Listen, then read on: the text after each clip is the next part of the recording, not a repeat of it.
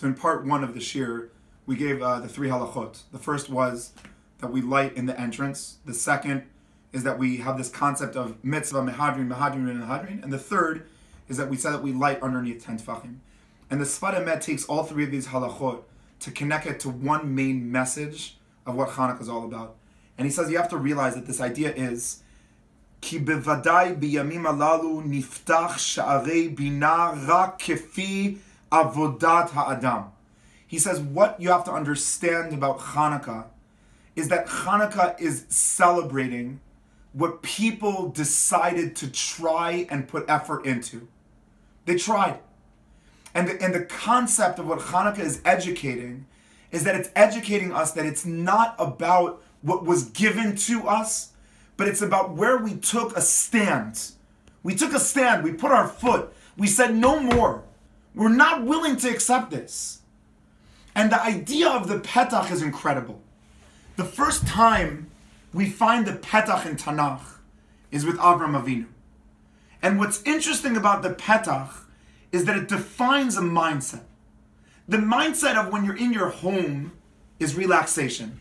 That's why on Shabbat we go home, because it's about relaxing. But what is the concept of the petach? Says the Sfat Emet, the petach is a place of hishtokekut, or in other words, a place of yearning. Why was Avram sitting at the entrance? Because he was yearning. And we have to understand that if you're yearning, it changes you. A person that is yearning is different than a person that isn't yearning, and it will not be seen in the action, but in the reaction. I'll explain what that means. A lot of people might daven.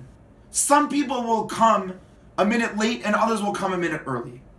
The people that come a minute late, obviously there's sometimes actual reasons, but let's say that's their mindset. Let's just walk in as late as possible, whenever we can. They're not mishtokekim. They're going to open the same siddur, they're going to say the same words, and the reaction of the tefillah is going to be, when is this over? Which means that the yearning defines the action. But if someone came in a minute early, and just sat there for a minute and got excited for davening, the action will result in the fact that it will have so much effect on the person. And it's what it's saying is that the biggest demand of Chanukah is, are you a person who's yearning? Are you sitting on the petach, or are you inside the bayit? Are you looking for the comfort, for the easy, or are you ready for the petach? And says the Sfat Emet, that's why we light in the entrance. Because the candles are asking us not what are you doing, but what are you yearning to do? So let's go to the second halacha. What's the idea of mitzvah, mehadrin, mehadrin, and mehadrin? It means that in this mitzvah, that's so simple. And it's so simple because all you need is one candle, that's it. But as someone who's yearning is going to say, you know what, it's not enough. I don't want just one candle. I want for every person in my house, you know what? I want to feel the difference of every single day, that the first day of Chanukah is not the third. I want to feel, when I'm a yearning person, that it's not just the objective. It's not just the experience. It's how I want that experience. And so the third night is not the first. And we'll make a different bracha every night. Even though it's the same action. But it will change and it will become a hadrin because you were yearning. And what's the third? How do you know if someone's yearning? If they're willing to go into the most challenging place of underneath 10 tefachim. Underneath 10 tefachim symbolically is where you feel the least relationship with Hashem.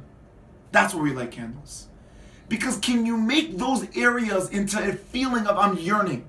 Yeah, Hashem, I don't understand. I don't understand why there's difficulty in the world. I don't understand why there's disease in the world. And I don't understand why there's a soldier in Israel that gets stabbed. I don't understand it.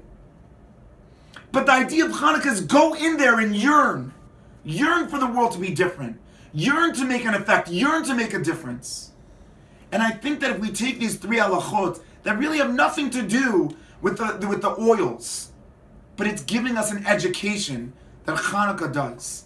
Chanukah is teaching us through the halachot of Chanukah that sometimes the opportunity of the winter, that you could see behind us, the snow, is that really people need to understand that cold and sometimes snow and rain, B'ezrat Hashem, that there should be in Eretz Yisrael, All of those things demand of us, what type of person are you?